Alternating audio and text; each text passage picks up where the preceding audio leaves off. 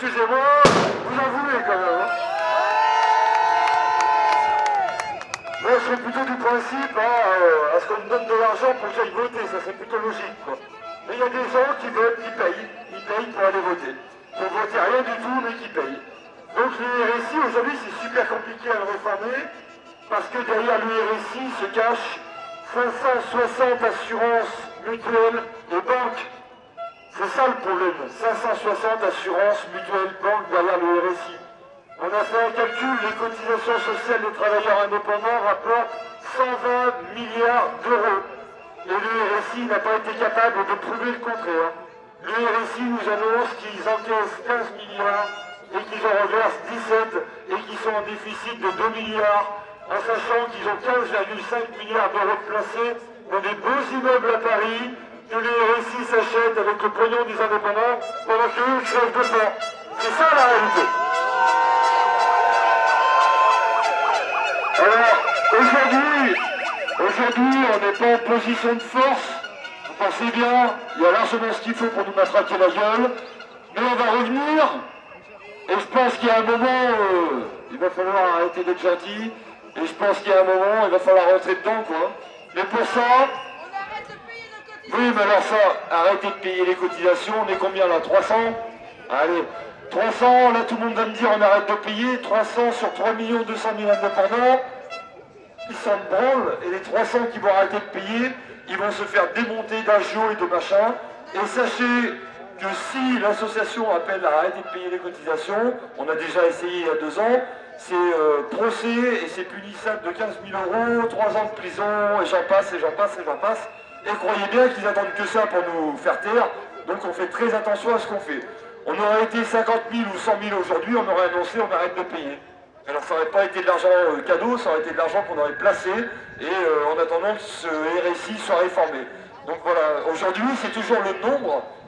Je me tue à le dire depuis des années, alors c'est pas à vous qu'il faut le dire parce que vous êtes là, mais c'est le nombre qui nous permettra, et croyez bien qu'ils nous craignent, on est 12% de la population. Hein. Le jour où la moitié de ces gens-là se mobilisent, mais une fois, c'est fini, on s'en va plus, on gagne. Et le problème il est là, c'est que pour faire rentrer ça dans la tête des gens, ça met plus de 5 ans, mais c'est pas grave, on va continuer, on va marteler. Aujourd'hui la bonne nouvelle c'est que depuis qu'on se bat depuis 5 ans, dans l'esprit public des gens, ils font la différence entre patron du CAC 40 et patron de toutes petites entreprises, artisans, commerçants. Quand on a commencé ça il y a 5 ans, le patron c'était le mec qui avait la Porsche Cayenne, la piscine et qu'on était tous plein de pognon. On arrive à faire changer les mentalités avec le combat qu'on mène, on arrive à faire changer le mode de calcul de N-2 à N-1, on arrive à faire des choses, alors c'est pas la grosse victoire, hein, on n'a pas dit que c'était c'est la fête, mais on voit bien qu'on arrive à faire bouger les troupes. Donc il faut continuer de se mobiliser, il faut continuer à y croire. L'entreprise, l'artisanat, la plus grosse entreprise de France est en train de crever au profit des multinationales qui sont en train de nous tuer. Prenez l'exemple Veolia, gros groupe classé au CAC 40. Chez nous, Veolia traitait les bus, maintenant on traite les déchets, et depuis peu, Veolia plomberie. Vous allez avoir dans 6 ans, même pas dans 6 mois, Veolia boulangerie, Veolia pizzeria, mais c'est exactement ce qui est en train de se passer.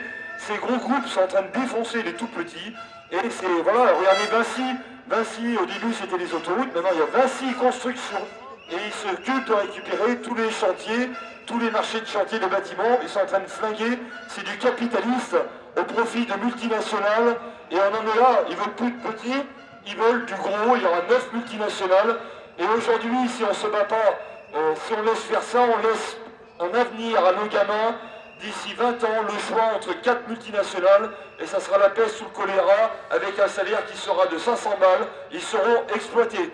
Alors, battez-vous pas pour vous, battez-vous aussi pour vos enfants et pour les générations à venir, parce que c'est complètement hallucinant ce qui est en train de se passer.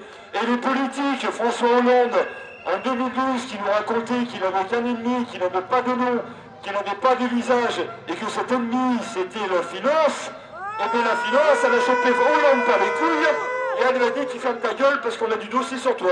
Donc Hollande il a été élu sur des dossiers comme ça où il nous dit clairement que c'est la finance qui gère le pays. Et une fois qu'ils sont au pouvoir, ces gens-là, lui ou les autres, ils sont tenus et c'est fini. Donc ne croyez pas en la politique, Ne croyez pas que voter, ça va changer quoi que ce soit. Il y a un moment, il va falloir que tout le monde se rassemble, que ce soit l'agriculture, que ce soit les forces de l'ordre qui manifestent, et c'est très bien, je les remercie.